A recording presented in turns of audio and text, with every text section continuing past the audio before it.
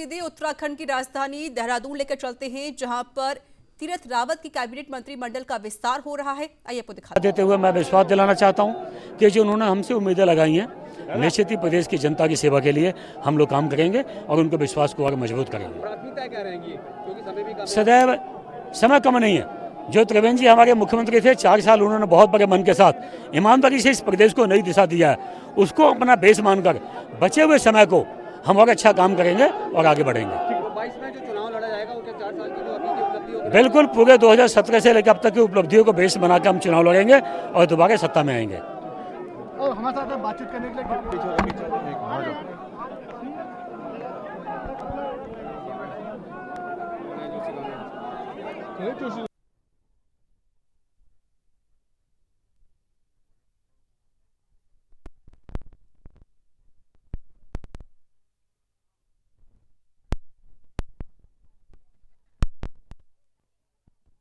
और अब मंत्रिमंडल की बैठक भी हो गई है, जिसमें मंत्रियों ने शपथ ली।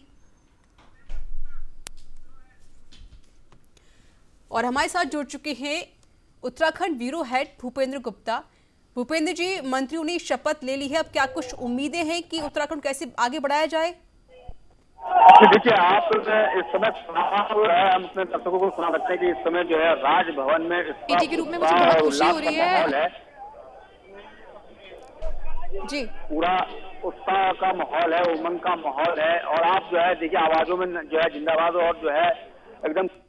और आप देखेंगे जिस तरीके से तीरथ सिंह रावत जी को मुख्यमंत्री बनाया गया, बहुत ज़मीन से जुड़े हुए नेता हैं। इसी तरीके से गणेश जोशी जी, आज उनको कैबिनेट मंत्री बनाया गया है। लंबे समय से पार्टी में रहे हैं, संगठन में विभिन्न पदों पर 3 बार विधायक रहे हैं। तो मेरा पूरा विश्वास है कि जो भी जिम्मेदारी उनको दी है वो बहुत अच्छे से उसको निभाएंगे। बहुत भावुक भी हो रहा है, क्योंकि जाहिर है जब आपने पूरे ज़िंदगी संघर्ष करते हुए किसी को देखा है, और हमने तो देखा है कि बिना रात दिन देखे किस तरीके से वो जनता की सेवा में लगे रहते हैं, तो आज बहुत खुशी हो रही है।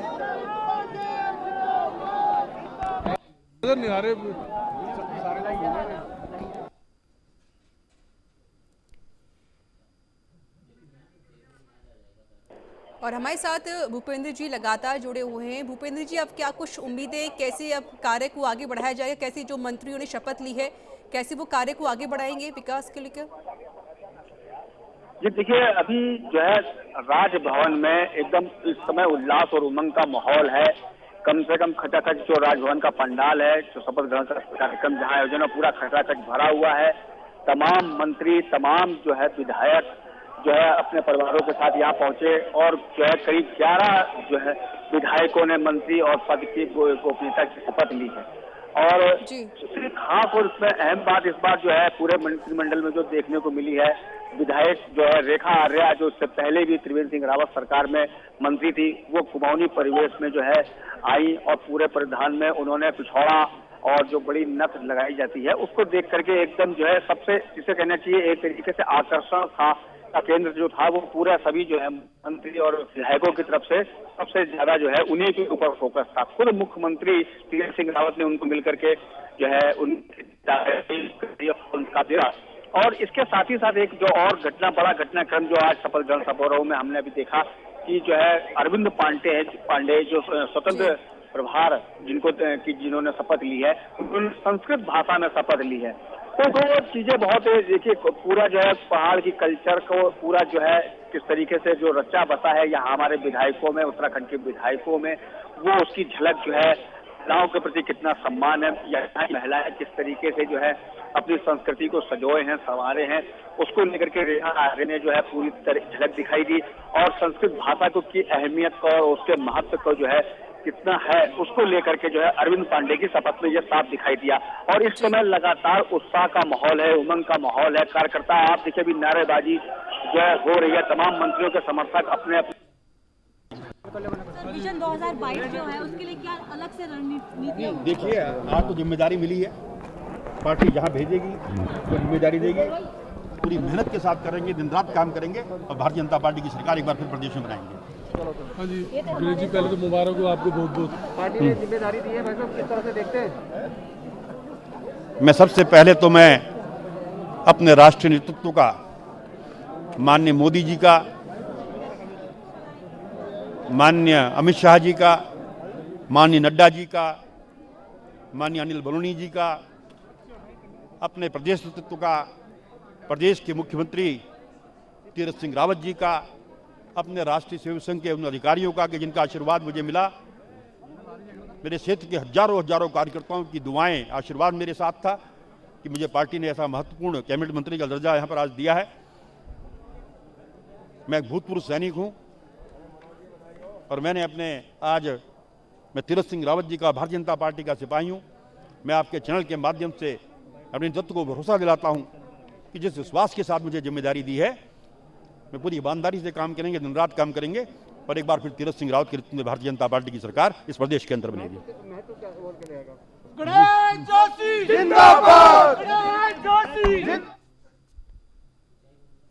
और हमारे साथ लगातार जुड़े हुए हैं भूपेंद्र गुप्ता। भूपेंद्र जी, बात पूरी करें। कह रही थी कि अभी इसके बाद से जिम्मेदारियों का जो है कौन कौन से विभाग हैं, उन विभागों का भी आवंटन आज उम्मीद की जा रही कि आज देर रात तक का विभागों का आवंटन हो जाएगा।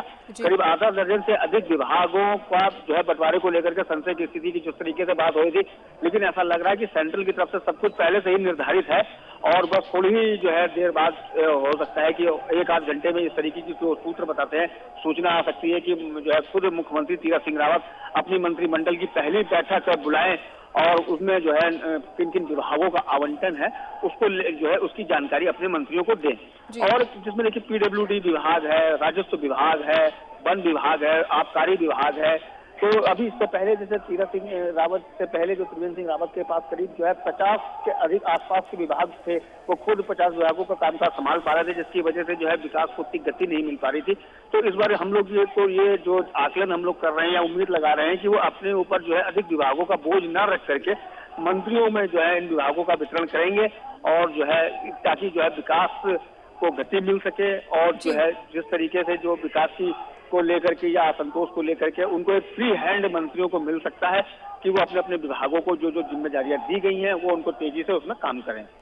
भूपेंद्र जी, जिस तरीके से खबरें भी लगातार आ रही थी 11 मंत्री शपथ लेंगे, लेकिन जिस तरीके से हमने देखा है यहाँ पे 11 की जगह 9 मंत्रियों ने शपथ ली है। हाँ बिल्कुल सही कहा आपने। देखिए अभी जो है 2 मंत्री का हो सकता है कि अभी जो है जिन लोगों को अभी करीब जो है 7 कैबिनेट मंत्री और 3 जो है 6 कैबिनेट मंत्री और 3 जो राज्य मंत्रियों ने जो है शपथ ली है और अभी करीब 2 मंत्री जो है 7 और 3 10 अभी देखिए मुख्यमंत्री मिला है। उसके बाद विधानसभा अध्यक्ष मिला करके जो पूरा प्रोटोकॉल होता है उन सभी के सभी जो है पूरा पद जो है संपूर्ण हो जाता है इस तरीके से। लेकिन भूपेंद्र जी, जिस तरीके से पिछली सरकारों में यही देखा था कि 3 पद खाली छोड़े गए थे और इस बार भी 2 पद खाली क्यों छोड़े गए हैं? नहीं, अगर आप देखिए इस तरीके से देखिए कि टोटल कुल मिला करके जो है मुख्यमंत्री समेत मिला करके 12 जो है होने विधानसभा अध्यक्ष और उसके अलावा तमाम जो है अभी सबसे पहले जो है सतपाल महाराज ने शपथ ली, उसके बाद बंशीधर भगत ने शपथ ली, फिर सुबोध उनियाल ने जो है शपथ लिया है, उसके बाद हरक सिंह रावत ने शपथ ली है, उसके साथ ही साथ कैबिनेट पद के लिए जो है बिशन सिंह चौहान ने ली है। तो इस तरीके से ये जो है करीब 5 से 6 मंत्री जो है इन लोगों ने जो है कैबिनेट पद की शपथ ली है। इसके अलावा अगर हम बात करें तो जो है राज्य मंत्री के तौर पर स्वतंत्र प्रभार के तौर पर रेखा आर्या और यतीश्वरानंद और इसके साथ ही साथ जो है धन सिंह रावत जो पहले थे वो इन मंत्रियों का तो पूरा एक तरीके से कोरम पूरा हो जाता है जी।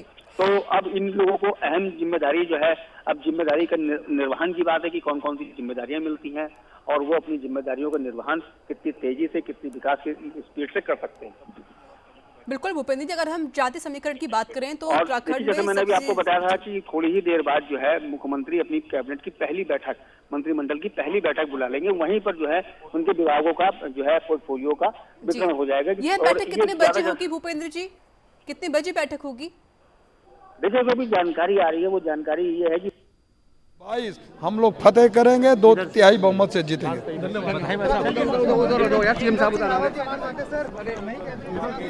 ऊपर खड़े हो ना, मैं ऊपर खड़ा कर रहा हूँ तुझे। तो ये मंत्रिमंडल विस्तार के बाद तीरथ सिंह रावत को आपने सुना, उन्होंने कहा कि हम पूरी कोशिश करेंगे क्योंकि अगले साल विधानसभा के चुनाव होने वाले हैं, इसके मद्देनजर रखते हुए हमारा जो मंत्रिमंडल है वो अब सक्रिय हो जाएगा। और जिस तरीके से लगातार हम आपको अपडेट दे रहे हैं क्योंकि आप खुद तीरथ सिंह रावत थोड़ी देर में मंत्रियों की बैठक लेंगे। हमारे साथ भूपेंद्र जी लगातार जुड़े हुए हैं। भूपेंद्र जी, अभी हमने सीएम को सुना, उन्होंने कहा कि हमारी पूरी कोशिश रहेगी कि कैसे जनता को लुभाने की कोशिश की जाए, कैसे जनता के हित में काम किया जाए। देखिए, अब तीरथ सिंह रावत के पास बहुत ही समय कम है, तो इसलिए हम लोग लगातार देख रहे हैं कि जो है बिल्कुल जो है तीरथ सिंह रावत के पास कुल जो एक तो आज उन्होंने शपथ करा दी, 1 घंटे में अभी पोर्टफोलियो का वितरण भी हो जाएगा और उसके बाद सभी जो है उम्मीद की जा रही है कि सभी मंत्रियों को कहा जाएगा अपनी अपनी क्षेत्रों में वो जाए और जो है जितना विकास की जो गति है उसको आगे बढ़ाएं। कौन कौन से काम है उनके क्षेत्र में, अपनी अपनी विधानसभा में, उनके विभाग में जो काम लंबित पड़े हुए हैं या जिनको अभी गति नहीं मिल पा रही है, वहाँ पे क्या अड़चने हैं, वहाँ किस तरीके की तकनीकी दिक्कतों का सामना करना पड़ा, उसकी जो है रिपोर्ट ऐसा लगता है कि करीब वो 2 से 3 दिन के अंदर मंत्रियों से मांगेंगे और उसके बाद से उन तेजी दिशा पे काम दिखाई देगा। तो और क्योंकि अब देखिए 10 सबसे बड़े जो है 10 महीने हैं और उन 10 महीनों के अंदर उनको ये साबित करना है कि वो जो 4 साल के मुख्यमंत्री जो है त्रिवेंद्र सिंह रावत थे उनसे बेहतर तरीके से काम करना है। क्योंकि अब देखिए 2021 का चुनाव है, 2021 के चुनाव में उनको एक तो पहले असंतोष थामना है। अभी भी आज जैसे 8 कैबिनेट मंत्रियों ने और 3 राज्य मंत्रियों ने शपथ ली है, उसके बाद से कई लोगों के हम लोगों ने देखा कि कई विधायकों के मन में थोड़ी सी बेचैनी थी, थोड़ी सी असहज दिखाई दे रहे थे, लेकिन जो है किसी प्रकार की हो सकता है कि पार्टी फोरम के अंदर या वो है किसी जगह पे कुछ अपने सीनियर से मांग करें, लेकिन उस असंतोष को भी थामना है। इसके साथ साथ जनता के बीच में अब जो है जाना है। तो अब जिस होली के बाद से उम्मीद की जा रही है कि होली के बाद से ताबड़तोड़ जो है मंत्रियों के और मुख्यमंत्री के दौरों का सिलसिला शुरू हो जाएगा। वो अपना हर जिले में ऐसी जो जानकारी आ रही है उनके आसपास के लोगों के माध्यम से कि वो अपना हर जिले में एक दौरा जरूर करेंगे, वहाँ के लोगों से मिलेंगे, वहाँ के कार्यकर्ताओं के बीच में जो है जाकर के बात करेंगे, सीधा संवाद स्थापित करेंगे और उनके दुख और तकलीफों को जानने का प्रयास करेंगे। इसके साथ साथ वहाँ जो है इसके अलावा जो एक अंदर से और जानकारी है कि अधिकारियों का भी एक जो है अपना वो जिस तरीके से हम देख रहे हैं कि उत्तर प्रदेश में आदित्य योगी नाथ ने जो है टीम 11 का गठन किया है, उसी तरीके से यहाँ पर भी जो है एक अधिकारियों की टीम का गठन हो सकता है जो लगातार जो है उन कामों पे उस दिशा पे जो है निगरानी करेंगे और सीधे मुख्यमंत्री के संपर्क में रह करके उनको जानकारी देते रहेंगे। और खुद मुख्यमंत्री जो है जिलों का प्रवास करके सब अधिकारियों से सब बैठक करके अपने जिला अध्यक्षों से, अपने विधायकों से संपर्क करके कि कहीं किसी को कोई तकलीफ नहीं है, कोई परेशानी नहीं है या किसी काम में क्या अड़चन आ रही है, क्या दिक्कत हो रही है, उसकी भी जानकारी लेते रहेंगे। तो इस तरीके की साथ सूचना आ रही है। जी, यानी बिल्कुल जिस तरीके से उत्तर प्रदेश के मुख्यमंत्री योगी आदित्यनाथ ने भी टीम 11 का गठन किया जिसमें अधिकारियों को सख्त निर्देश भी दिए जाते हैं, वैसे ही अब खुद उत्तराखंड के मुख्यमंत्री भी अधिकारियों का गठन करेंगे जिसमें अधिकारियों को जरूरी निर्देश भी दिए जाएंगे। अब भूपेंद्र जी, अगर हम बात करें जिस तरीके से 2022 में चुनाव आने वाले हैं विधानसभा के, इसको लेकर भी लगातार जो सरकार है अब वो सक्रिय होती हुई भी नजर आएगी। हालांकि अभी मंत्रीगण का विस्तार हो चुका है, थोड़ी देर में खुद मुख्यमंत्री अभी बैठक लेंगे सभी मंत्रियों के साथ। साफ तौर पर हम कह सकते हैं कि कहीं ना कहीं जो मुख्यमंत्री हैं, जो नए मुख्यमंत्री बन चुके हैं तीरथ सिंह रावत, अब वो पूरी तरीके से सक्रिय हो गए हैं और अपनी पार्टी को मजबूत करने की कोशिश करेंगे। देखिए, आपने बिल्कुल ठीक कहा कि एक्शन में है मुख्यमंत्री। जैसे ही उन्होंने शपथ ली, शपथ लेने के बाद तुरंत उन्होंने सबसे पहली बैठक उन्होंने शपथ लेने के 2 घंटे बाद जो है अधिकारियों की उच्च अधिकारियों के शासन के उच्च अधिकारियों के साथ जो है बैठक करी और इंस्ट्रक्शन दिए कि जो है ये इस समय जो है जनता और जनप्रतिनिधि ही सर्वोपरि है। जनता की तरफ से कोई शिकायत नहीं आनी चाहिए, जनप्रतिनिधि की तो कोई मन में किसी प्रकार का असंतोष का भाव नहीं दिखना चाहिए। अगर इन दोनों की तरफ से कोई दिक्कत आती है या कहीं कोई हमें कोई सुनाई देती है कोई बात, तो मैं बिल्कुल टॉलरेट करने के मूड में नहीं हूँ। तो उन्होंने पहली बैठक में ये स्पष्ट कर दिया था कि जो है इस समय जनता और जनप्रतिनिधि ही उनके लिए सर्वोपरि हैं, क्योंकि अभी ज्यादा जो है होली के बाद से जो है पूरा का पूरा माहौल चुनावी में होने वाला है।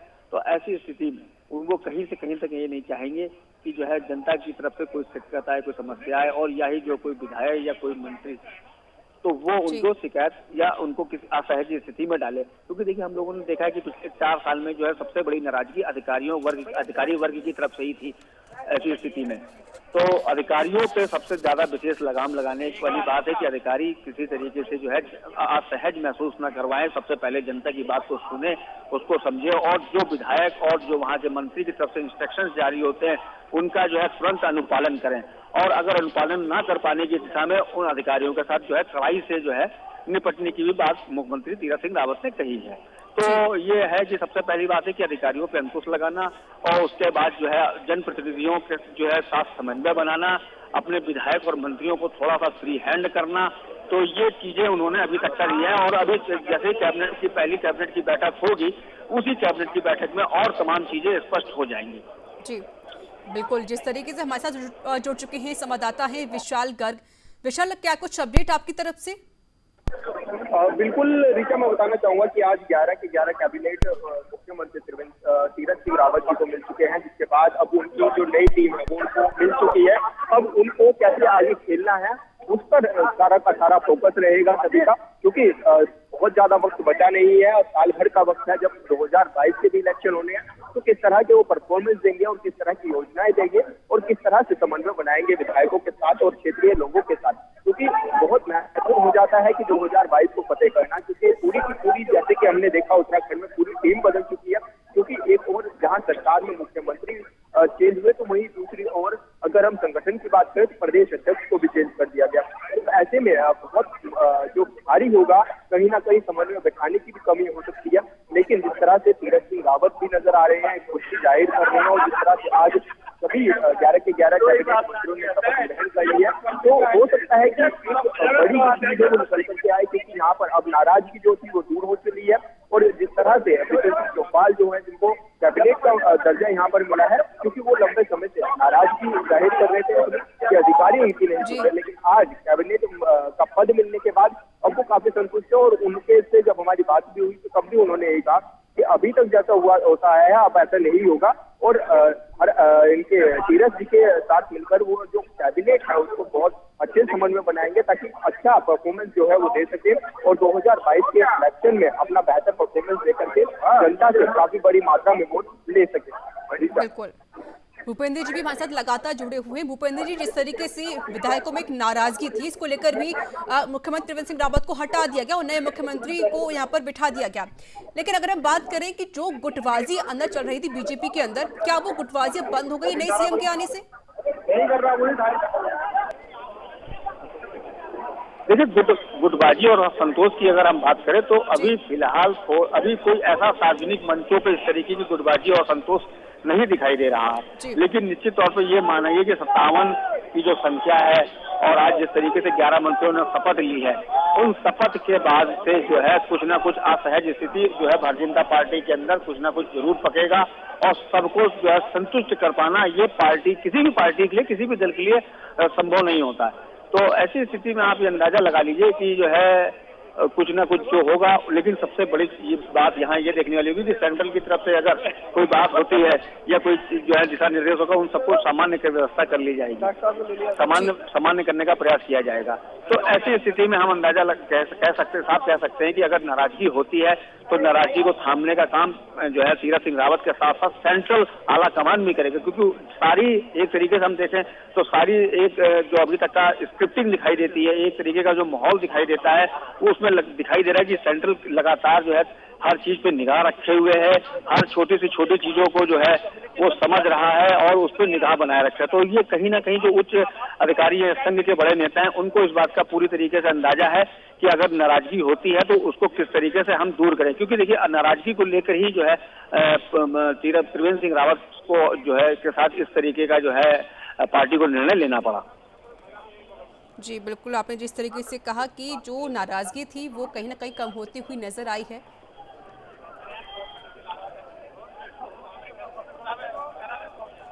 और हमारे साथ जुड़ चुके हैं प्रदेश प्रवक्ता बीजेपी के हैं विपिन कैंथोला। विपिन जी, स्वागत है आपका न्यूज इंडिया में। नमस्कार, थैंक यू ऋचा जी। विपिन जी, नए मंत्रिमंडल का विस्तार हो चुका है, इसको लेकर भी जो उम्मीदें थी, जो आशंकाएं थी वो पूरी हो गई है। लेकिन साफ तौर पे जो विधायक नाराज चल रहे थे पुराने मुख्यमंत्री थे त्रिवेंद्र सिंह रावत से, अब नए मुख्यमंत्री बन चुके हैं। क्या जो गुटबाजी थी, जो नाराजगी थी विधायकों की, वो अब खत्म हो गई है? देखो ऋचा, कहीं पर भी हमारी मुख्यमंत्री जो पूर्व मुख्यमंत्री हैं त्रिवेंद्र सिंह रावत जी, उनके प्रति कई विधायकों की ऐसी कोई नाराजगी नहीं थी और ना ही मंत्रिमंडल की ऐसी कभी नाराजगी देखी गई है। ये सब ये सोशल मीडिया और मीडिया में चलती रहती अगर हैं सर चीजें। नाराजगी और- नहीं थी तो और क्यों मुख्यमंत्री देखिए, बदले गए? सार्वजनिक कहीं पर भी इस प्रकार से किसी भी विधायक की और किसी भी मंत्री की या किसी भी स्तर के कार्यकर्ता की कोई भी टिप्पणी नहीं थी। इसको ये कहना गलत है। देखिए, अब नई मंत्रिमंडल का विस्तार हुआ है। आज मुख्यमंत्री तीरथ सिंह रावत जी के मंत्रिमंडल का विस्तार हुआ। अभी कैबिनेट की बैठक है। विभिन्न सर, मेरे सवाल का जवाब सर, आपने कहा कि कोई भी नाराजगी नहीं थी। लिए जाएंगे विपिन और जी, जो रोड मैप भाजपा विपिन का जी, रोड मैप जो 4 साल का रोड मैप चला आ रहा था, डबल इंजन का जो रोड मैप चला आ रहा था, उस पर तेजी से फिर से काम करने का प्रयास सर जारी सवालों से रहेगा। क्यों भाग रहे हैं? आपने कहा नाराजगी नहीं थी तो फिर क्यों बदलाव किया गया? देखिए, कोई तो रीजन होगा बदलाव हमारी करने पार्टी का? के अंदर हमारी पार्टी के अंदर हर किसी कार्यकर्ता को प्ले करने के लिए समय दिया जाता है। हर किसी कार्यकर्ता का अपना रोल होता है। उसको जब कहा जाता है कि तुमको इस रोल को निभाना है तो वो बखूबी निभाता है, और जब कहा जाता है कि किसी और को इस रोल को निभाना है तो वो एक अच्छे कार्यकर्ता की तरह, एक अनुशासित कार्यकर्ता की तरह अपने भाई को, अपने साथी कार्यकर्ता को मौका देता है। और निश्चित रूप से जो संगठन का जो हमारा निर्णय होता है, जो वरिष्ठ नेताओं का हमारा निर्णय होता है, हमारा कार्यकर्ता को चाहे कोई भी हो, मंत्री हो, मुख्यमंत्री हो, विधायक हो, उसे सहर्ष स्वीकार करते हुए अपने नेताओं के निर्णय के साथ खड़ा नजर आता है। सर, मेरे एक सवाल यही रहा था कि बदलाव क्यों किया गया, क्यों मुख्यमंत्री बदले गए? नाराजगी थी ना विधायकों की? ऋचा, ये भारतीय जनता पार्टी का अंदरूनी मामला है कि मैंने कहा ना, हमारे कार्यकर्ता कोई भी हो, जो हमारे नेता हैं, प्रदेश उनको का जितना मुख्यमंत्री रोल प्ले बदला करने गया के लिए है। दिया जाता है। जी, हेलो। चलिए, बिल्कुल, क्योंकि जिस तरीके से अब जो मंत्रिमंडल का विस्तार हो चुका है, अब किस तरीके से उत्तराखंड सरकार काम करेगी, हालांकि डबल इंजन की सरकार है। अब विपिन जी भी मेरे साथ लगातार जुड़े हुए हैं। विपिन जी, अब कैसे काम किया जाए, कैसे अब विकास कार्य आगे बढ़ेगा, क्योंकि अब सिर्फ 10 महीने बाकी हैं? किस तरीके से आपकी पार्टी मजबूत होगी और कैसे आप उत्तराखंड को आगे बढ़ाएगी? देखो ऋचा, हमारी पार्टी तो मजबूत ही थी। त्रिवेंद्र जी के नेतृत्व में देखिए निकाय चुनाव हम जीते। हम हमारे भारतीय जनता पार्टी की सरकार ने जो है पंचायत के चुनाव जीते, ब्लॉक प्रमुख के चुनाव जीते। 100% हमारा ट्रैक रिकॉर्ड रहा है जीतने का इस स्टेट के अंदर। और आप डबल इंजन की सरकार की बात करेंगे, कामों की बात करेंगे, तो सड़क से जोड़ने का काम हमने किया है, एयर कनेक्टिविटी से जोड़ने का काम हमने किया है, रेलवे से पूरे उत्तराखंड को जोड़ने का काम हम कर रहे हैं, चाहे वो ऋषिकेश कर्णप्रयाग रेलवे स्टेशन हो, रेलवे लाइन हो, या कोटद्वार से जनशताब्दी चलाने का काम हो, या टनकपुर से जनशताब्दी चलाने का काम हो। सभी क्षेत्रों में काम हो रहे हैं। आप आज ऋचा, आज आप आइए, अगर जो हरिद्वार से देहरादून को आप ऋचा आएंगी और पहले आती थी और अब आएंगी, तो आपको लगेगा कि आप कहीं किसी ऐसे शहर में हैं। चारों तरफ जगमगाते हुए फ्लाईओवर्स हैं। आज आप देखिए, जिस प्रकार दिल्ली का राजपथ है, उसी प्रकार भगवान बद्रीनाथ के द्वार तक जो है बद्रीनाथ पथ जो है इतना चौड़ा, बिल्कुल बेहतर बनने जा रहा है। ऑल वेदर रोड सड़कें बन रही हैं, चारों तरफ विकास के काम हो रहे हैं। और हमारी जो सरकार का रोड मैप है, जो पहले से चला आ रहा है, उसी रोड मैप पे को आगे बढ़ाते हुए तीरथ सिंह रावत जी और तेज गति से उसके ऊपर काम करेंगे। जी, बिल्कुल विपिन जी, 2022 में विधानसभा के चुनाव होने वाले हैं। इसके मद्देनजर रखते हुए चुनावी साल में समन्वय आपके लिए कितनी बड़ी चुनौती हो सकती है?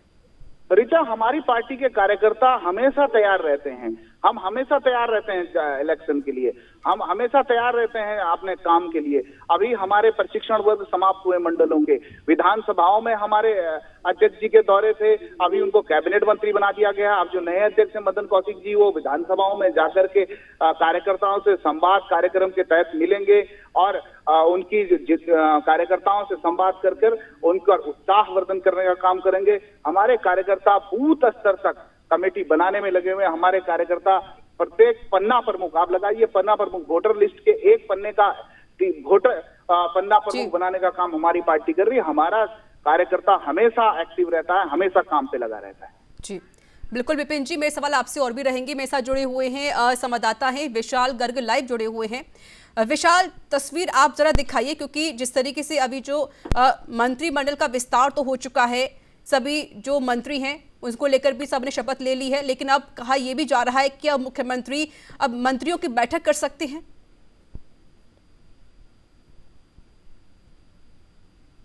बिल्कुल, ऋचा, मैं आपको दिखाना चाहूँगा और साथ ही हमारे दर्शकों को दिखाना चाहूँगा कि यहाँ पर अभी भी काफ़ी लोग मौजूद हैं और राजभवन में आज शपथ ग्रहण समारोह था, जिसमें लगभग जो 11 मंत्री हैं उन्होंने शपथ ली है। जिसके बाद का ये माहौल मैं आपको दिखा रहा हूँ कि काफ़ी खुशी का जो माहौल है वो यहाँ पर देखने को मिल रहा है। और जिस तरह से हम आपको दिखा रहे हैं कि सभी में खुशी की लहर है, क्योंकि तीरथ सिंह रावत को उनकी जो प्ले 11 है वो मिल चुकी है। और जिसके बाद आज वो यहाँ पर हमने देखा कि काफ़ी खुशी की लहर देखने को मिल रही है और काफ़ी बड़ी मात्रा में यहाँ पर लोग इकट्ठे हैं। और साथ ही जिस तरह से हम आपको दिखाएंगे कि सुबोध उनियाल जी भी यहाँ पर मौजूद हैं, साथ ही कार्यकर्ताओं से मिल रहे हैं। सर, आपसे जानना चाहेंगे कि आज आपने टीम 11 फिर से ज्वाइन कर ली, अब किस तरह की चीज़ें जो हैं वो रहेंगी आगे? जो पिछले 4 साल से चली आ रही थी उन्हीं को आगे बढ़ाना। 4 साल का लंबा अनुभव आपके पास है, कई कृषि के क्षेत्रों में अवार्ड भी आपने उत्तराखंड को दिलाए, अब आगे किस तरह से और क्या कुछ खास किया जाना है? जो 4 वर्षों के कार्य हैं उनको पूरी तरह से धरातल पर उतार के, जो आदरणीय मोदी प्रधानमंत्री का संकल्प है doubling the income of the farmer, वो तो अगर कृषि विभाग मिलता है। उसके अलावा जो जन अपेक्षाएं हैं सरकार से, जो हमने वादे किए थे 2017 में, उन वादों को पूरा करके जनता की अपेक्षाओं पर खरा उतर के 2022 को फतह करना है। सर, किसानों की आय दोगुने करने का भी एक लक्ष्य था, अब उसको और किस तरह से उत्तराखंड में लागू किया जाएगा? अभी तक 6-6 हज़ार रुपए तो उनको मिल रहे हैं सालाना, लेकिन अब और किसानों के लिए क्या कुछ बेहतर? संभव तो पूरे देश में हम उन राज्यों में हैं जो सर्वाधिक सब्सिडी किसान को विभिन्न सेक्टरों में किसानों को सर्वाधिक सब्सिडी देने का काम कर रहे हैं। हरियाणा से ज़्यादा पैसा, हरियाणा में एक हमारे मित्र ने हमसे कहा कि हरियाणा में हमने एग्रीकल्चर में इतने रिफॉर्म्स किए, अगर इनको आप उत्तराखंड में लागू करेंगे तो निश्चित रूप से फायदा होगा। जब उन्होंने अपने रिफॉर्म्स उन्होंने बताए और उसके बाद जब मैंने अपने रिफॉर्म्स बताए तो वो उनको चौंकना स्वाभाविक था। हम हरियाणा से ज़्यादा सुविधाएं किसानों को दे रहे हैं। बिल्कुल सर। सर, तीरथ 11 की टीम बन चुकी है और 2022 का भी ज़्यादा समय नहीं बचा है अब हमारे पास, किस तरह से हम इस पर लड़ेंगे और किस तरह से चुनाव? देखिए, समय कांग्रेस के लिए कम होगा, क्योंकि कांग्रेस 4 वर्षों तक सोने के बाद चुनावी वर्ष देख के जागने की कोशिश कर रही है, अभी तक पूरी तरह जगी भी नहीं है। सत्ता में आने के बाद 2017 में हम लगातार जन अपेक्षाओं को पूरा करने के कर्तव्य की भावना को, जो हमारा इलेक्शन मैनिफेस्टो था, उसको किस तरह से लागू करें, उस पर लगातार काम कर रहे हैं। और चेहरा बदला, सरकार नहीं बदली। कल भी बीजेपी की सरकार थी, आज भी बीजेपी की सरकार है और कल भी बीजेपी की सरकार रहेगी। तो इन 5 वर्षों के कार्यों का आकलन जनता करके 2022 में निर्णय लेगी। धन्यवाद सर न्यूज इंडिया से बात करने के लिए। तो सुबोध उनियाल को ऋचा हम सुन रहे थे जो कि बता रहे थे, साथ ही उन्होंने एक छोटा सा तंज भी कांग्रेस पे कसा है। उन्होंने कहा है कि कांग्रेस के लिए कम समय है लेकिन बीजेपी के लिए बहुत समय है। दोबारा से आपको दिखाना चाहेंगे कि यहाँ पर कार्यकर्ताओं की भारी भीड़ है और सुबोध उनियाल मंत्री बतौर उनसे मिल रहे हैं और साथ ही सभी यहाँ पर खुशी की जो लहर है वो देखने को मिल रही है। काफी कार्यकर्ता यहाँ पर मौजूद हैं और सबसे हम बात भी करना चाहेंगे आपसे। आज तीरथ 11 टीम बन गई है, आप इसको किस तरह से देखते हैं मैडम, और किस तरह की जो चीजें हैं वो आगे निकल करके सामने आ सकती हैं? इसके बहुत अच्छी तरह से देखते हैं और बहुत अच्छा, ये टीम बहुत अच्छा काम करेगी, हमें पूरी उम्मीद है, क्योंकि इसमें जो है टीम बहुत अच्छी टीम बनी है, हर तरह का संतुलन रखा गया है और आप देखना उत्तराखंड बहुत आगे जाएगा। अच्छा, त्रिवेंद्र जी और तीरथ जी में किस तरह की आप समानताएं देखेंगे यहाँ पर, और आगे क्या कुछ रहने की उम्मीद जताई जा रही है? आप कितना संतुष्ट हैं इस सरकार से और आगे किस तरह की जो चीज़ें हैं वो आप बताएंगे? जी, हम पूरी तरह से संतुष्ट हैं।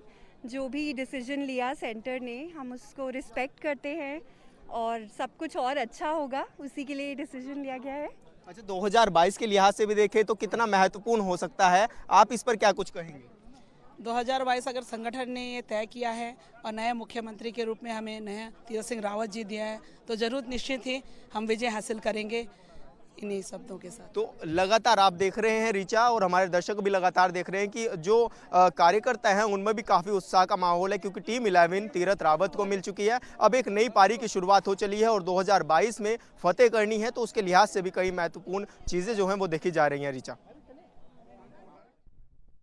है अब बीजेपी के हाथों में सिर्फ यही बात है कि अब हमको फतेह हासिल करना है। हमारे साथ विपिन जी भी लगातार जुड़े हुए हैं, प्रदेश प्रवक्ता हैं बीजेपी के। विपिन जी, क्या कुछ तैयारियां चुनावों को लेकर?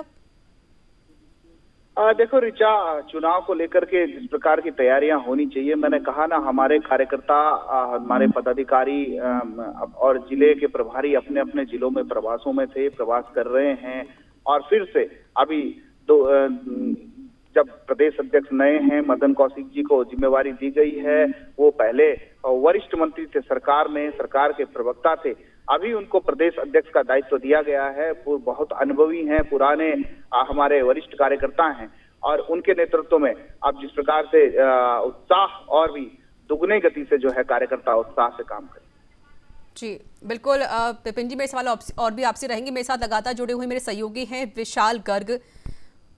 विशाल, तस्वीर भी हमने देखी, वहां पर लोग का यही कहना है कि हम संतुष्ट हैं जिस तरीके से वहां पर कैबिनेट का विस्तार कर दिया गया है और टीम 11 तीरथ सिंह की बन चुकी है। साफ तौर पे उम्मीद है कि अब जो जनता चाहती थी, कि हमें जो उम्मीद हो रही थी कि अब जो सरकार बनी है वो कहीं ना कहीं सारे काम पूरे करेगी, जनताओं के हित में काम किए जाएंगे। अगर हम बात बेरोजगारी को लेकर करते हैं, क्योंकि काफी ज्यादा जो युवा है वो बेरोजगार है, उनके लिए क्या कुछ उम्मीदें हैं?